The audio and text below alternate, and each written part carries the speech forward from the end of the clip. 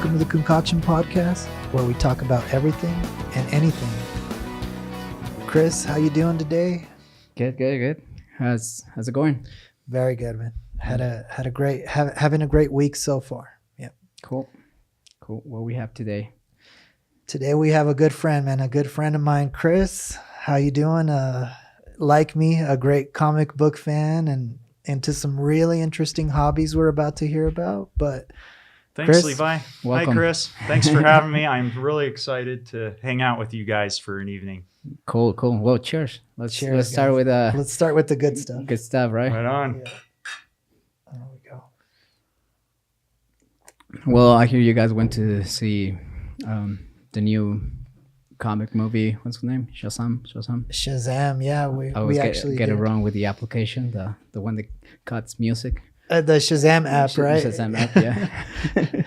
Yeah, we most definitely did more than maybe a couple days ago. Yeah. Or on Sunday. And give us your thoughts, man. What'd you think? Overall thoughts on Shazam?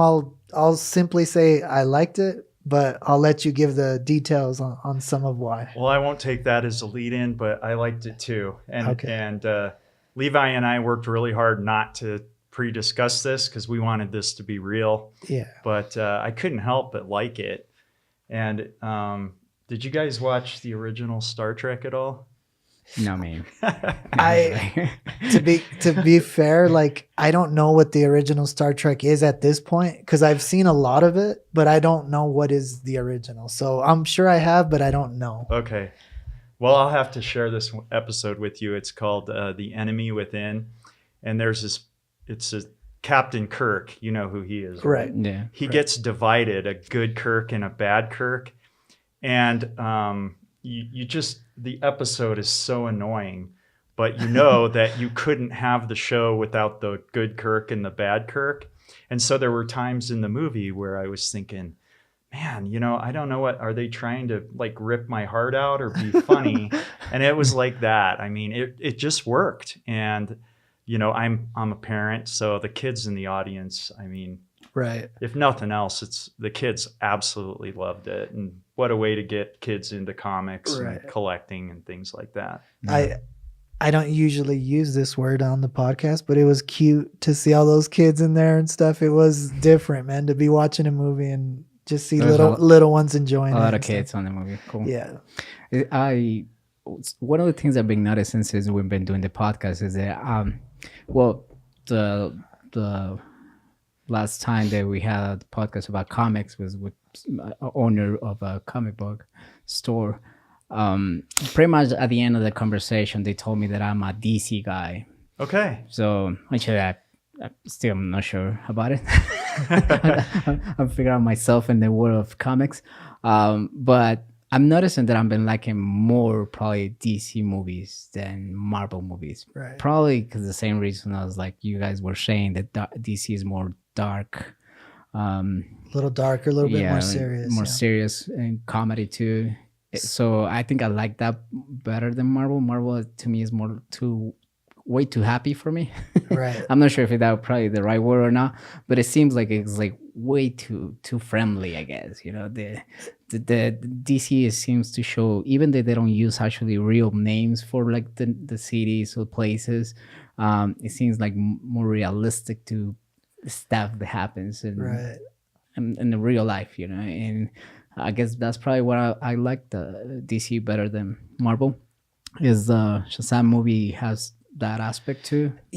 It's funny, but they might have flipped it on you. Like this is the one DC movie that became like fun. Like a lot of people are comparing it to like The Goonies, like the 80s movies, The Goonies, and like you remember that Tom Hanks movie Big, where he becomes.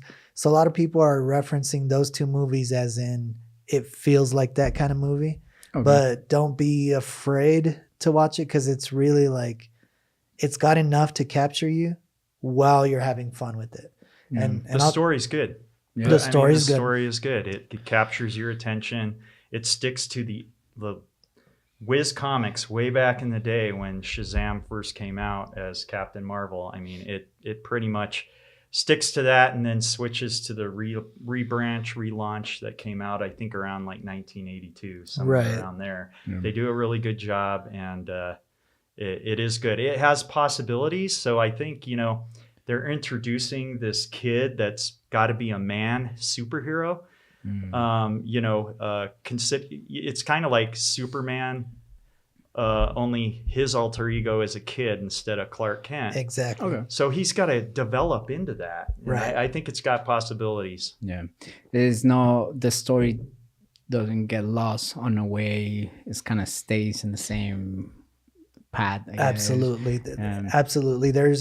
I know what you mean. There's some movies that'll lose you a little bit, but this one is, we're having fun as he discovers his superhero powers. It's like watching a 14-year-old kid who all of a sudden can fly and can do stuff, and you go with him on that adventure. Yeah, and there's nothing wrong with moving out of, taking another way in the movie. If you have one idea and you want to take a different direction, as long as you can connect it back to the story well. Right. In the story, the second story you're trying to make, it's a good story.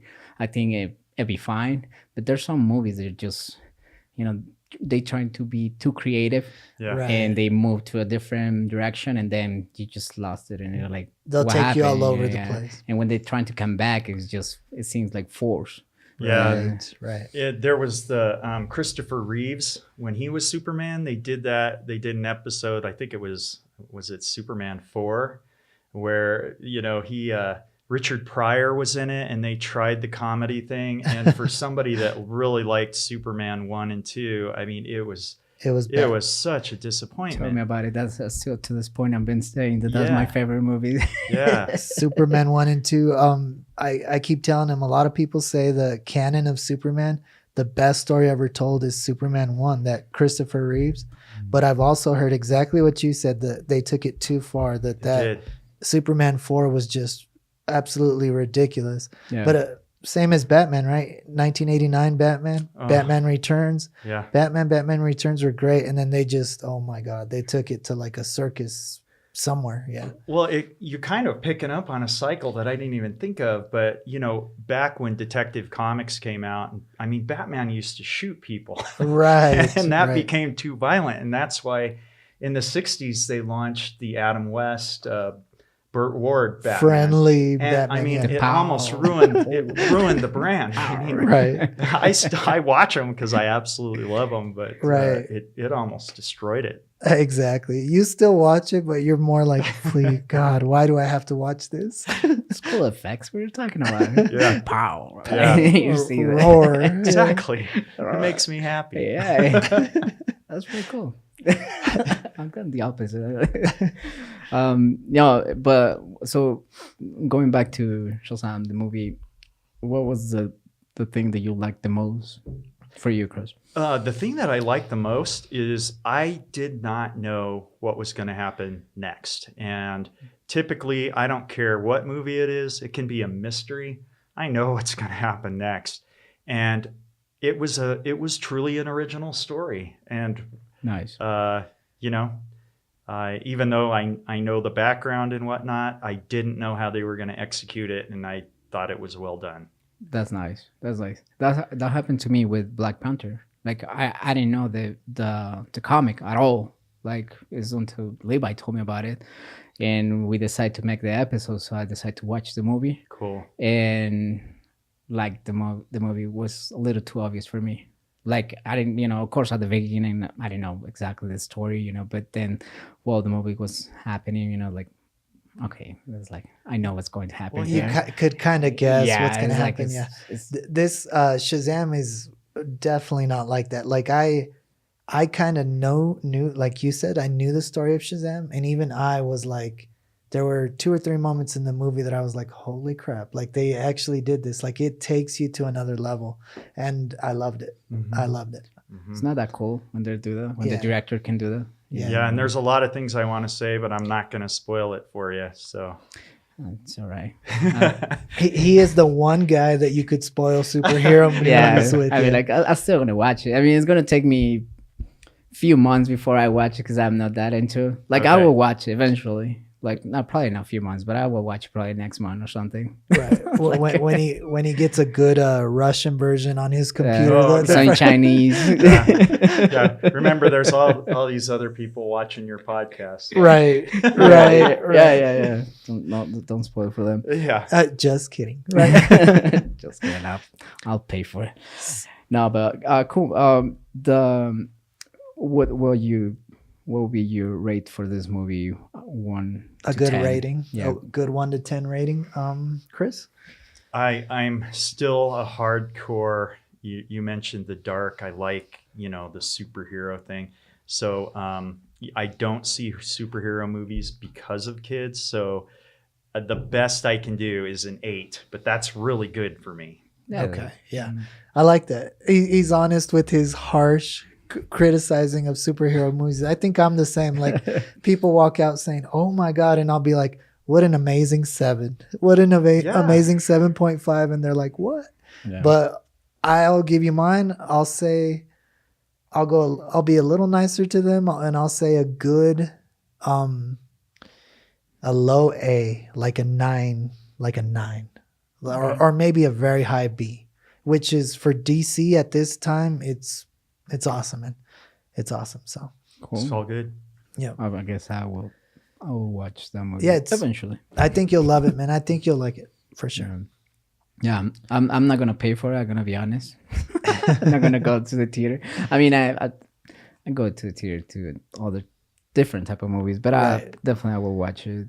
Well, I eventually. couldn't believe Black Panther came out on Netflix. Like, I was shocked how fast. How that came fast out it on was, Netflix. Yeah, Blown away. I saw that one in actually it was Prime, Amazon Yeah. Prime. Yeah, they had it. Like when I was planning to watch it, I was like looking on all the platforms. I was like, oh, it's everywhere. It's So- everywhere, exactly. So they're like pre-selling stuff, right? I've mentioned in the past that you could go on YouTube like right now, and they'll say pre-order Shazam, Yeah, and I'm just like, wow, like they're taking the fun out of it, kinda, well, that's a new way to make money, Oh, yeah. and for this war where it's that fast pace, where like people probably don't have time to go to the movies, and you have all the technology. You have TVs that look like a theater, sound like a theater. So why not? It makes it easier, Right. at least for me. Sure. So Chris and Chris, the two Chris's, I'll have a hard time when I say Chris. I'll have to make eye contact now. But Yeah. You can call me Mick. Like Mick? 'cause my last name's Myklebust, and so when I waited tables back in the day, there was other Chris's, so they just called me Mick. Mick, Yeah, if that's easier for. Nah, it's okay. it's all good. I'll say Chris. Now Okay. we Yeah. could say I'll decide if I go with Mick or Chris. But All right. But Chris, the non-Mick, I'll tell you a little bit. We brought our boy Mick here. I met him at one of my brother's parties that he hosted, and right away we connected looking at that Spider-Man poster, which I also gave one to my brother. And we made a full connection. We introduced ourselves, and within that conversation, he mentioned really cool hobbies, man. Like making coins or coin making, collecting coins. And my personal favorite is he knew so much about comics. And during our conversation, he did go into that he actually makes a good bank off a hobby that a kid could have. And I thought I'd bring him in and let him take us on this journey, man. Yeah, that's the way to do it, man. How do you do it? Well, I guess if it's all right with you, I'll start with my day job. So I'm the state commissioner of securities. So I'm the securities commissioner for the state of Colorado. And before that was the bank commissioner. And before that, the financial services commissioner. So I've developed a day job where I have a real passion for people, for helping people. But my alter ego is, how can you help people? And I have found a love of just collecting things. I find the beauty in the art, the excitement in the stories. And I found in about, 1996 or so. So I had 2 small kids and a wife and not much of a job. So I was still in school finishing up.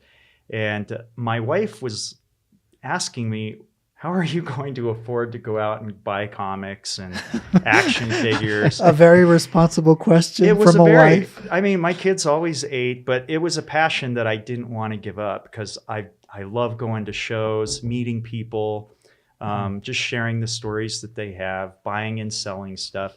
And so I came up with an idea that if I mathematically start with $1,000 and you compound it at 10%, meaning once you have $1,000, you make $100 off that. That's 10%. Then you have $1,100 to build off of, to go buy new stuff with. And you do the same thing. You pay your taxes at the end of the year and you keep putting the money back. And in a day and age where I knew, I was delivering pizzas and things like that, it's too hard to be able to do something else while you have a day job that takes every penny to put clothes on your kids, to buy them food. Yeah. So I found some joy in just helping people, putting them on what I call the race to retirement.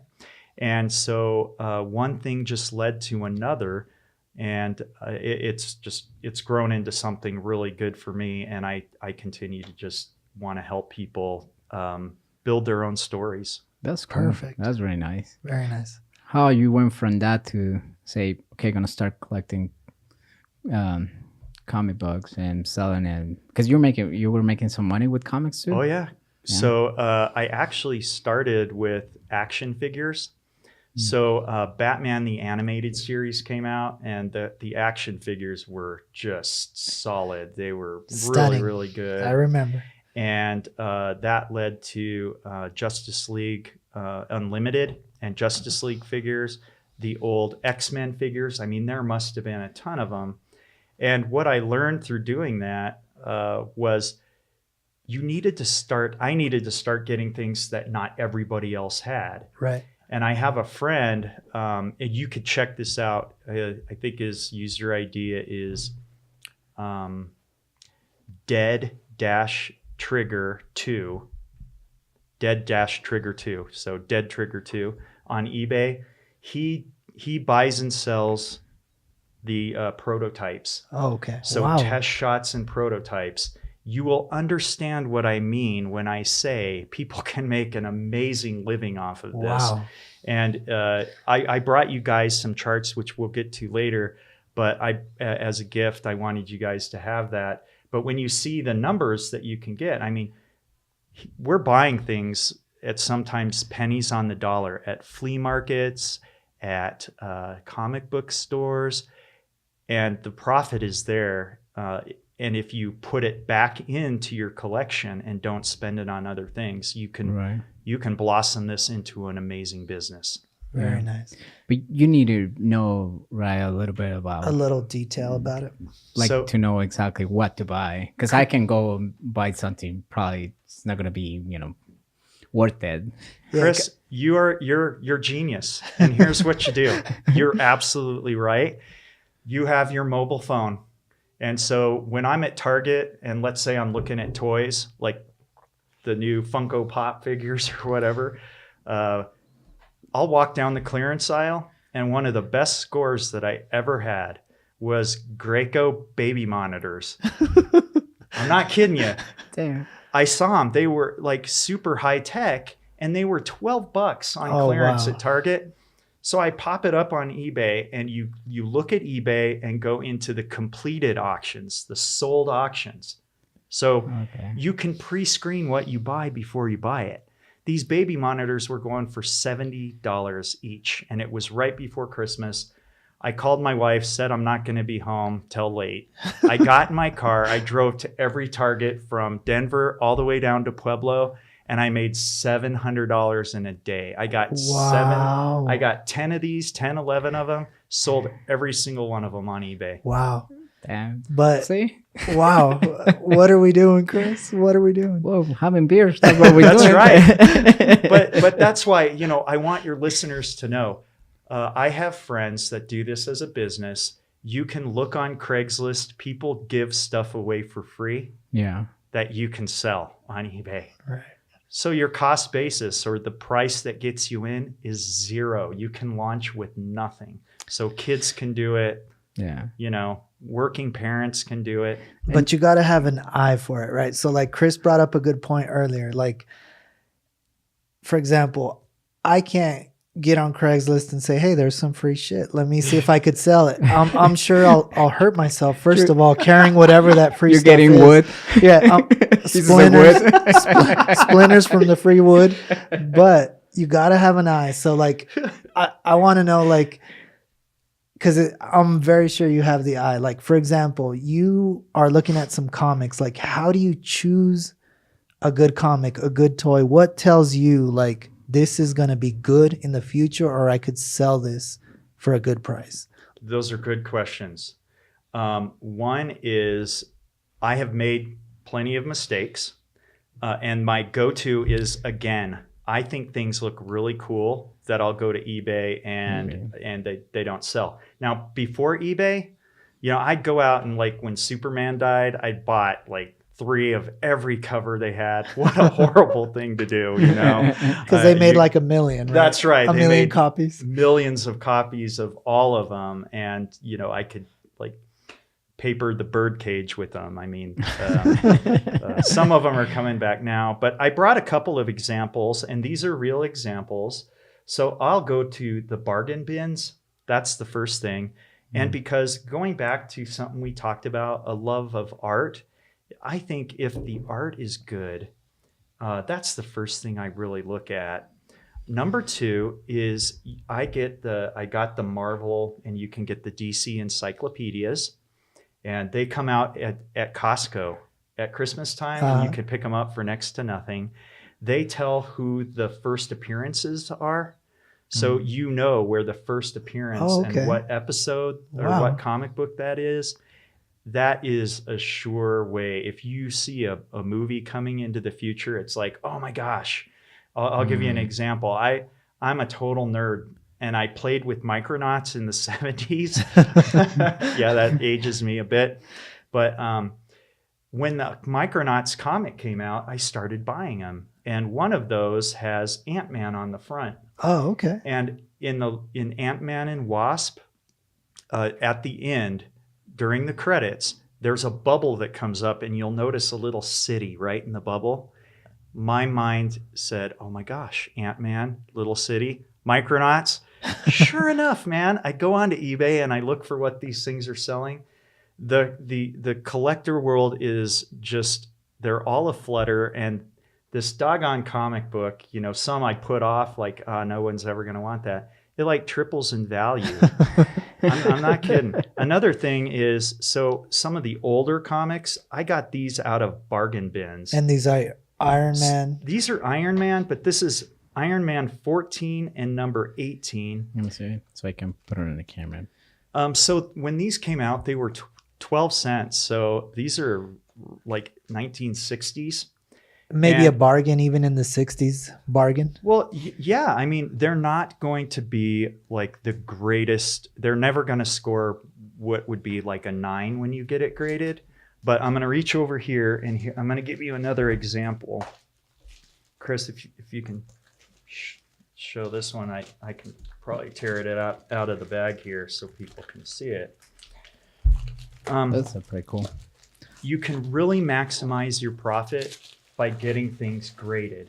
Okay. And so I got these comics for $2 a piece. Okay. And you can go really expensive through CGC and get them graded, which will give you a higher price. But I'm more I'm a percentage basis guy. So here's one I got. I actually paid $12 for that, but it was really old, and it was $12.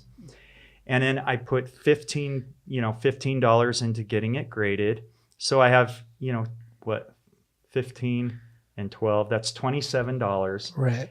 If you look in that grade 6.0, those things will go, I doubled my money. I can get $50 to, if it were a little bit better, probably $50-$60. So you double your money for doing something that you love anyway. That one is Wow. 6.0. 6.0 is, it says fine. Is 6 out of 10 or? Yeah, it's That's a good question. I've never seen anything higher than a 9.9. Oh, okay. So I don't know if a 10 exists. It's like the equivalent of buying a car. As soon as you drive 1 mile, it'll never have that same value. That's right, exactly because whoever right. buys it is gonna open it. Probably the first thing they're gonna do it. They're gonna check at least one time, put Right. it back.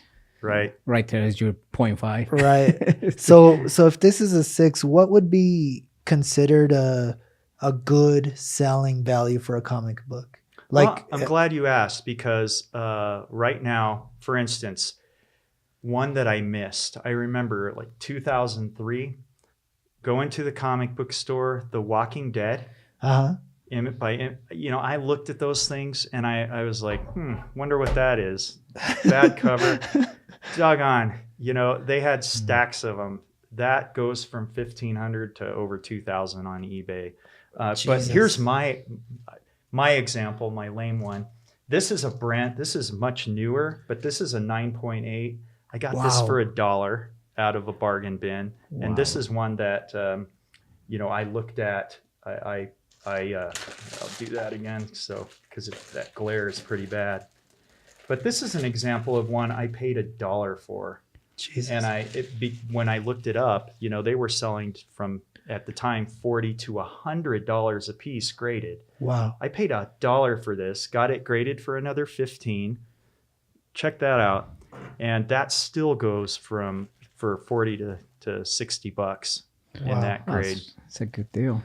Yeah, That's and definitely a good deal. like I said, I love doing this stuff anyway, so it certainly isn't a burden. What would be the most expensive comic you ever saw? The most expensive comic? Oh, actually not expensive, but the one you profit. get the most. Yeah, the most profit you make. Oh, wow. So comics probably are mediocre because I really don't go for the big kill. And the reason I don't is because I have to tie my money up in it. And so there's things that I collect for myself. Like I've got the Godzilla #1. It's a 35 cent. It's a rare variation. And, even that, it's probably worth $600 to $800. Wow. Because I like to, spread it out a little bit. I never really fall in love with anything. When I first started doing this, I fell in love with a lot of my collectibles. And there was a gentleman named Jesus. Jesus from above. Jesus man. He used to sell me things and he'd say, "Chris, why are you buying this stuff for me? You're never going to get any money out of it." Because we were dealers, at our little dealer tables. And I said, "Oh, Jesus, I like this." He said, "Lesson #1, when something's hot, sell it. You'll always buy it back cheaper." Nice. And he was right. So, sometimes things just continue to go up, but what you can do is get your money back. And, when you have doubled your money, you buy it back and it's free. Right. Wow. So I'm curious about one thing. Okay. When it comes to comics. Yes. You've been doing it for a while. So we're kind of interested in what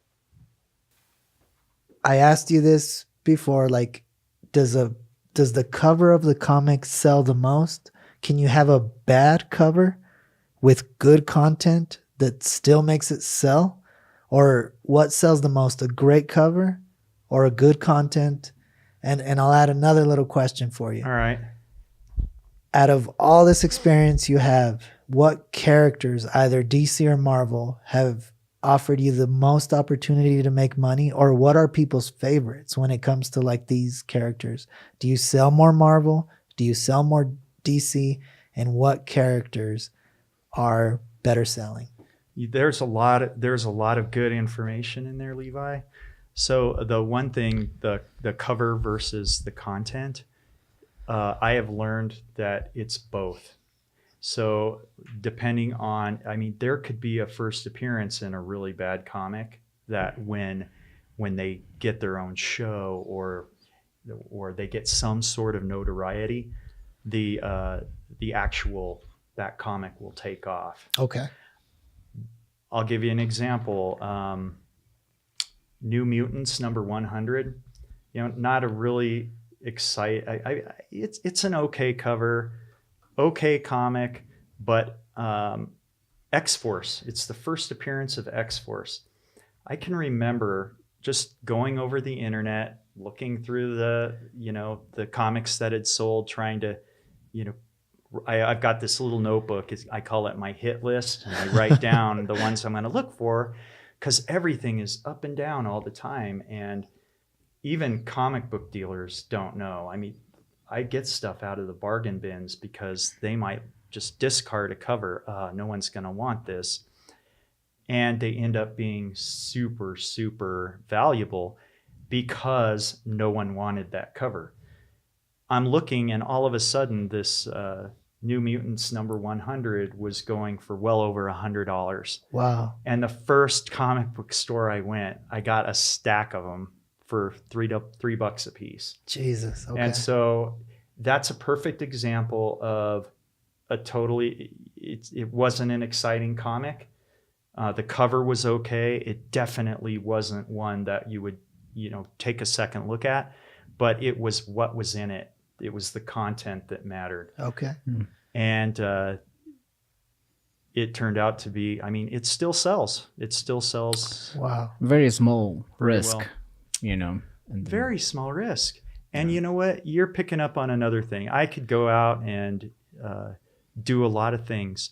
At the end of the day, if I'm wrong, I can read the comic. I can sit down and hang out with my kids, friends, go to meets and just trade stuff. I love to do that. Right. It's a win-win. It is. At the end of the day. Yeah. It is. That's pretty cool. That is really cool. Yeah. And you keep mentioning that you go talk to dealers, that you go to certain comic book stores. What exactly does that, how could you even do that? Like for some novices like us, how could you go to a store and say, all right, I'm going to go to this particular comic store and not that one. I'm going to talk to this dealer. By the way, what is a dealer? Oh, that's a good question. And how can I buy comics, and from who, I guess, is the basic question I'm asking. Well, I grew up in Denver, so there are relationships just like anything else that, some people try to sell you everything they can. Others, there's a place, and I know this isn't a commercial, but I'm just being honest because you asked. There's a guy named Bruce that coins cards and comics on 64th and Wadsworth up in Arvada. And I have bought things. And when I walk up to the counter, either with coins and with comics, what are you doing? What are you doing? And this guy, his whole life is built on that. And he knows that I'm a serious collector, but he also knows that I do shows, and I'm trying to build my own retirement off of these activities. You need somebody that can be honest with you and just say, no. But you need to build the relationship. I spend most of my time being a hermit. I don't even want friends to come with me because, 3 hours goes by just like in a snap. And gotcha. Come on, Chris, can we please go home now? It's like, just 1 second. Because, I bet I went through 2,000 comics to find these two, these 2 or 3 comics that were the 12, 15 cent ones. But the satisfaction and the fun, it's really worth it. But you can get a sense,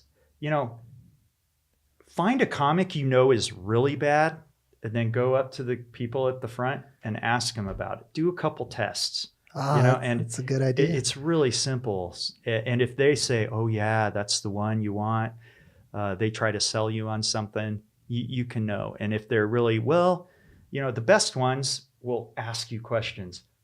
Because really, it's more about what you like. Do you buy all the comics, or are you looking for just that episode that maybe a movie was based on?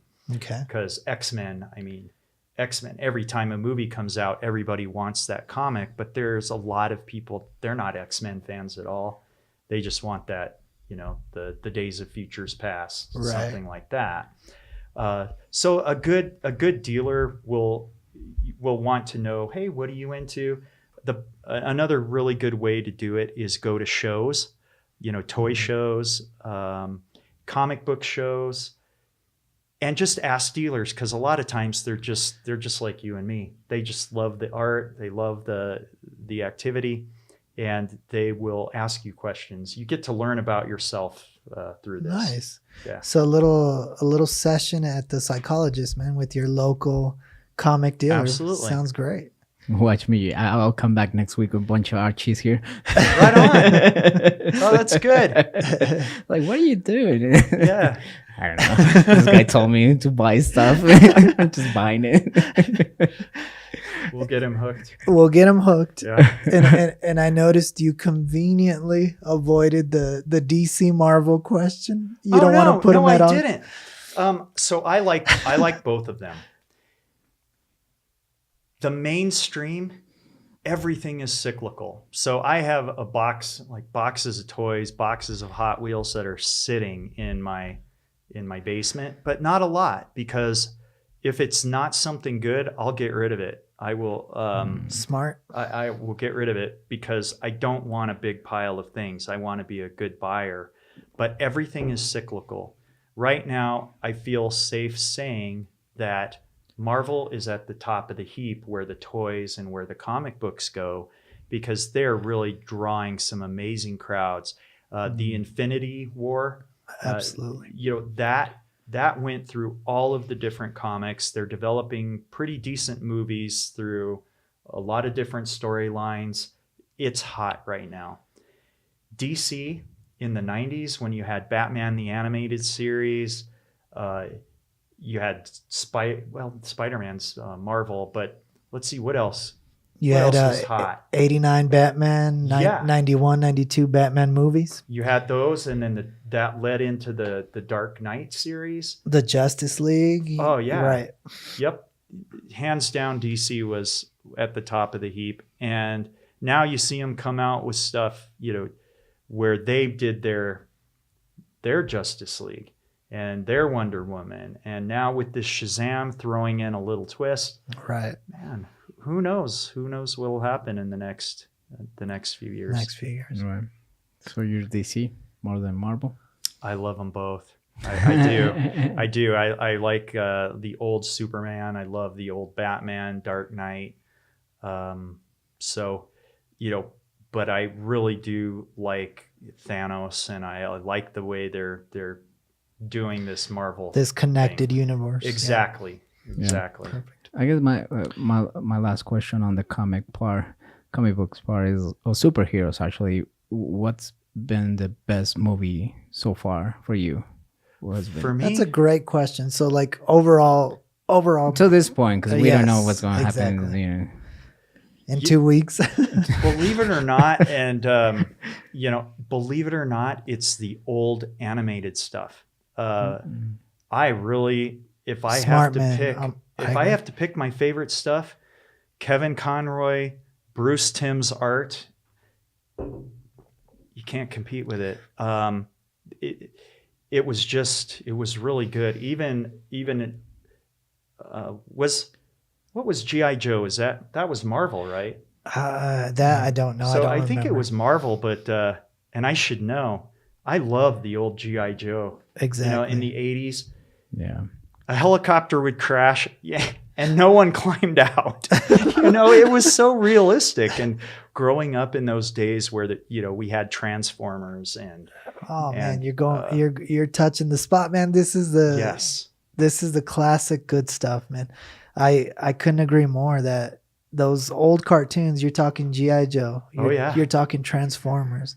The early Batman animated series, like they're what sparked my little kid creativity. It was like, me too. It took you to another level. It did. And then later on, I think it was the early 90s, the animated Spider-Man came out. Right. On Saturday mornings. They were great. Right. They were really good. Right. So when it comes to movies, like Christian was asking, you don't have one superhero absolute favorite movie that you had, if you had to pick? Well, to this point, To this point, I have to say the The Dark Knight See? with Christian Bale. Another winner, yeah. The acting was fantastic. The people that did that acting were solid. Absolutely. So why do you guys think that movie wasn't nominated for the Oscar, The Dark Knight? It was. It was. It was. Oh, you're saying for best movie? Yeah. I can't remember if it was nominated for best movie, but I'll speak for myself on this. I honestly think that superhero movies didn't start getting really, really good, like where everybody started liking it, not just superhero fans, from like 2004, Spider-Man.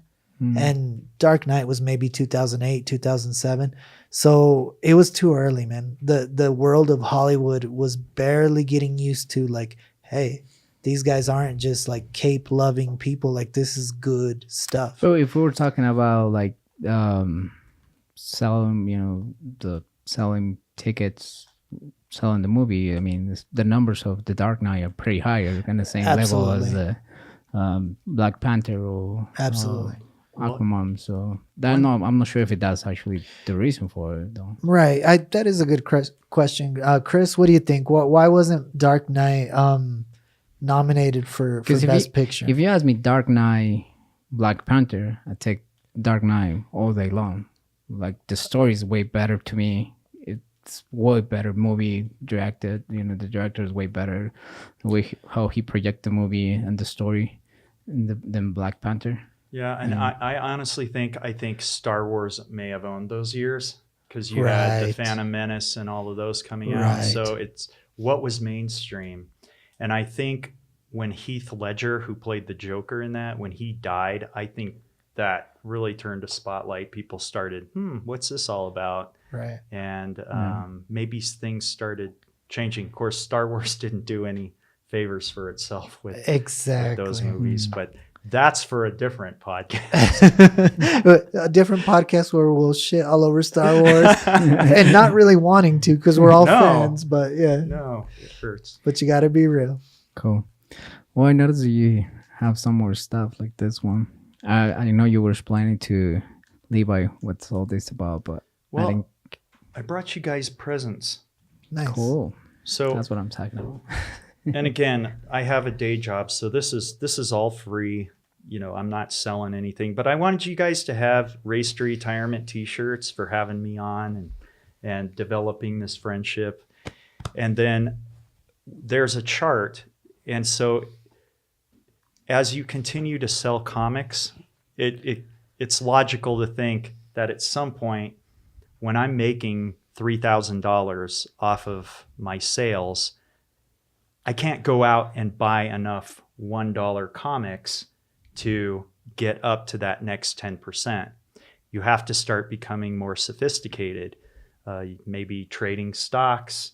What I did was I started doing more expensive coins because you can very simply start moving up the ladder by consolidating value. So in essence, it's much easier to buy a $250 coin and sell it for $500 than to get $201 comics and sell them for $10, $15. Perfect. And so that's what I did.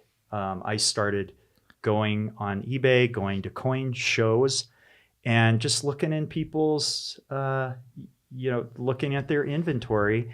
And you would see, for instance, the very first Washington quarter was made in 1932. And the 1932D, there was only 468,000 of them struck. So you can think nowadays. So you transition into coins. So yes. So comics makes good money, but you would have to do a lot of it to make great money. And you're saying that what got you to the next level of your chart for like a retirement plan, make serious money, you got a great coin collection. You started moving into coin collection. Yes. Okay. And in fact, there's a little bit of the commodities too. So I see some value in holding gold and silver. And so instead of paying huge premiums on, say, the U.S. Silver Eagle, which if you buy that from the U.S. Mint, it's like $50 for an ounce. Well, the melt value for silver is around $15.50. So, that's a heck of a markup for the U.S. Mint. They're tripling their money. So what I did is I just went out and started buying big silver ingots, and then I'd take it to a refiner and refine it down to something better than the U.S. Mint. So it's there's 0.999, 39's fine, which is, it's good. You're not going to be able to lick it and tell me it's different. No one can, but I make them to the 4th 9, and then I put my own design, a horse on one side. I've got 2 different strikes that I've done, and then I put a moon on it on the back, because at some point I think this would look great in jewelry too. Wow. So it's that idea of, what do I love to do? What do you love to do? Taking a little bit of money that you make off of it and just putting it back in, and it grows on itself. It works for you, right? Yeah. So you started even designing coins, making coins. Tell us a little bit about that. Who do you even talk to design your own coin and make your own coin? Take us through that process. It's a great process. So I am not an artist, even though I absolutely love art. So I sketched a horse, pretty much a version of that. Exactly that version, but it looked like a 5th grader drew it. So I took it to an artist, and he understood what you would have to do, different medium. So he drew a sketch that would soon become a sculpt. Okay. Because you have to sculpt these things on plaster.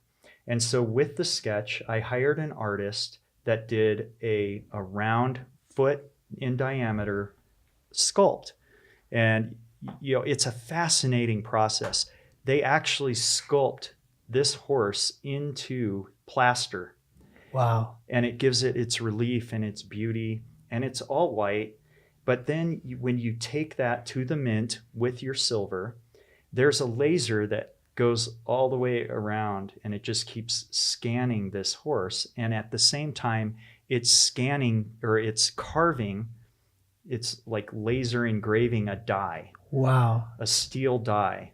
And these are proof-like strikes, so they're really shiny. We shined them up when they were done. They're very shiny. And then you buy your planchets from a manufacturer, and the manufacturer supplies them. They're, believe me, if they don't do this right, if they're not 0.9999 fine, they'll lose their license. And the guys I use, they strike the same coins that you see at the U.S. Mint, the Perth Mint. Wow. They do the military coins. Uh-huh. The what do they call those? Army, Navy, Air Force, Marines. Right. They're really cool. Around how much what's the cost of make just this one? How much is the whole process? With the cost of the die, getting that made, with paying the artist, with buying the silver, driving it to a refiner to get it just the way I liked it, and getting the coin struck. So that whole process, without my time at all, I've got $23 a piece into these coins. So wow. I strike about 1,000 at a time. Mm-hmm. And then I was selling them. I had a company where I was selling them, but now working for the state of Colorado, I closed that. I closed my corporation, and I'm just saving them because I feel like over the next few years, if you look at the cycle of commodities, which I love talking like this. We come from comic books to now commodities. You start to learn about, value and where you can find it. Because of the strength of the US dollar, I think we're at a multi-year low for all commodities: copper, cobalt, zinc, wow, silver, gold. It'll be interesting. So how much are these ones going for right now? I've been able to sell those. So I got $23 into it, and I can sell those all day for $30 a piece. Wow. Okay. No problem. That's not bad at all. Especially when you're talking if you're selling 1,000, like you said, you made 1,000 and you're getting $8 profit on each. That's not bad at all. Right. Yeah. Well, and comic books, toys, that went to prototype Disney Pixar cars. I made so much money off of those that now I'm doing coins. So I started this in 2010. In 2013, I did my first coin strike. And so really 9 years, and I've done 2 strikes, 1,000 coins each. So you can start to do the math here. Yeah. I've got over $30,000 that I started selling baby monitors and toys on eBay. Nice. So for people who might not know, what is a coin strike? What exactly is coin striking? That is a really good question. So every time you see a coin, and we have what's called clad coins. In 1964, before, if they were a dime, quarter, or a 50-cent piece, those were all 90% silver. Okay. Now, when you look at the side of a coin, you'll see different layers. Right. So the mint gets these sheets of metal, and they run these through cutters, and they cut out what's called a planchet. Right. And all that is, it's just your sheet metal with the different layers cut into something. It's just a blank. There's no design on it. It might have a little curve on one side or the other, depending on what kind of strike it's going to be. And the actual strike is really a strike. There's these giant presses that the planchets just feed through. And I mean, probably hundreds per minute. Wow. And they just literally strike it. They literally strike them. Okay. And we're here in Denver. So if you guys want to watch that in action, I highly recommend go take a tour of the Denver Mint. Nice. It's great. You get to see big bullion blocks of gold, and nice. And it's a good time. It doesn't take long. It's free. That's cool. Very cool. I mean, you can answer this question if you want to. If not, that's fine. How much you think have you made so far since you started doing the comics and the coins? I can tell you that I have made probably around $35,000 to $40,000. Wow. Now I've got some, there's expenses in that, but I can tell you, I get rid of stuff. So in my house, in my basement, in this studio, everything I have would fit in here. So you get better at it. And I love Toys for Tots. So at Christmas time, I mean, sometimes I will go to a toy show, and there will be buckets of 50-cent ing, dollar items. This is a great thing for charity too. I've got a friend who does what's called he does a Bing Crosby Christmas thing to raise money for kids. And I will go out to these toy shows and just buy bunches of toys and give them to Toys for Tots, or they've done orphanages before, and things that I know kids would really love with a lot of playability. Right. But they're not going to help me with what I'm doing.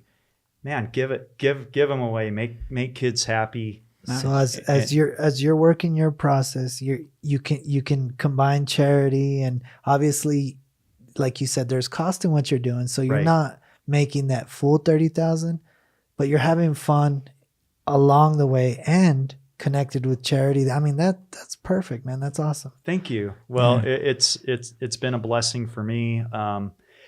My kids used to go to shows, and now they're past that. And I thought, even now they're, Dad, geez, we're not going to go to these shows with you anymore. They've got lives, right? I am a nerd, and I cool love this now. stuff. But it's funny. It's funny. I asked them, I said, look, I'm to a point where I've got this stuff in the basement. Do you want me to liquidate this stuff, or do you want me to save this for you guys? And I mean, it about broke my heart, and it's really nerding out. They're like, no, Dad, we want that stuff. So even the stuff that it shows, if you're doing this with your wife, your family, your kids, it's about togetherness. It's memories. It's family. It's connection. Gotcha. Correct. Yeah, that's Correct. pretty cool. Like you can have fun while doing with your family. And on top of that, you're making money. Yeah. So why not, right? Yeah, and I'm going to do it anyway. I might as well, do something like I said. So much of our income is committed to our expenses, things we have to pay. Why not build this on the side? Yeah. It's addicting. It's absolutely addicting. I think it's a great message that we can, take out of this conversation is that it's up to you basically to just get up and do something about your life and, make changes. And, there's always something up there that you can make business out of it, that you make your life better, have fun. And look at when you would think, making money out of $1 comic book. Right, exactly. So, everybody can do it. It's not like you don't have to be like, rich to do this. Remember the baby monitor story? Yeah, that's crazy. How many times you probably came across those things and you never thought about it, Right. I know I did several times because I have babies, so but I never thought of like, oh yeah, that would be great to sell it, Right. Now I'm gonna go to the store. Now I'm gonna freaking go into every single store thinking about like, what can I sell? It's like there's no better moneymaker, honestly, than your mind. And right. You could, and there's money in anything. And we're learning that from our buddy Chris here. Like there's literally money in anything. And the moneymaker isn't in what you're touching. Because as Chris here, he touched comic books, he touched coins, and he's smart enough to touch dirt outside, and I'm sure he'll make money. The moneymaker's in your brain. That's right. So just get your brain working, get your passion going. Now, what I love about everything you've been saying tonight is that he made money off his passion. And maybe that's the best lesson we could learn. Like, if you can make money off what you love, even if you start small with a little coin or one little comic book, do it, man. It's even better. You can do it. Yeah. Well, I brought charts for you guys so you can start your own. And we can go on a field trip sometime if you want. Perfect. Absolutely. It'd be fun. Perfect. Yeah. Absolutely. Chris, you need to come back and tell us more about, I think we're short on time to go through some more stuff, but definitely need to come back and show us all the good stuff. We'll have you over, man. There's more than plenty superhero movies coming up. I'm sure you could become our regular our regular reviewer. Yeah. Well, it's just fun to be with friends and talk about things. Like I said, that this whole show, it's just about what we love to do. Yeah. And I would be honored to come back. Perfect. Cool. Thanks, man. Do you have anything going on right now? Anything you want to promote? Shows, events, anything that's going on in your life? No. I just care about people. I just think that instead of trusting other people to make you money, if I have to leave with a message, I see every day in my day job people that are hurt because they trust other people with large sums of money. Oh no. Yeah. And it's funny, you work your whole life to make a nest egg, and then in one check they'll just write it to some scrupulous person that takes it all. I see that every single day, and I'm not selling anything. I'm just here because this is fun. But just a quick reminder that people should protect themselves, and when they're doing this kind of thing, they always control the outcome. Perfect. So you're like they say, right? You're in charge of your destiny, and in this case, you're in charge of your money. So be careful. Absolutely. Be careful, man. Chris, man, thank you so much, my man. Thank you so much for stopping by. This is a fruitful friendship, man. This is good stuff. Cheers. Thanks, Chris. Cheers. Thanks, Chris. Beer, so I had nothing to share. I love beer, so that's why I finish it. But yeah, thank you for coming, man. Definitely, you need to come back, and definitely we need to do this again. There's more to tell. I'm pretty sure there's more stories. Yeah, more fun stuff. Yeah, it was really fun, and I learned a good lesson. A lot, yeah. A good ass lesson today. Absolutely. Go tomorrow and start buying stuff. Cool. I think I learned more in the last hour than I did in some of my college courses, man, honestly. For sure, man. Where they can find us, man? So socially on our social media, they could find us at the Concoction Podcast, Instagram, Facebook, the Concoction One, Twitter, and please subscribe to our YouTube channel. It'll really help us out at the Concoction Podcast. Chris, do you have social media? I don't. No? Okay. Yeah, when you work with the public, sometimes there's people that you just don't want them being able to track you down. That's right. And so, it's just my personal preference not to be on social media unless I do it through the state. Nothing wrong with that at all. With something people we see on our social media, I wish they had the same attitude because nobody needs to be seeing some of that stuff. Yeah, for sure. Yeah, anyone who wants to listen to this episode, it's going to be available in iTunes, Spotify, and Stitcher, and definitely there'll be a video for this episode on YouTube. We'll guys see you next week. See you guys next week. And thanks, again, Chris. Thank you, Chris. Thank you.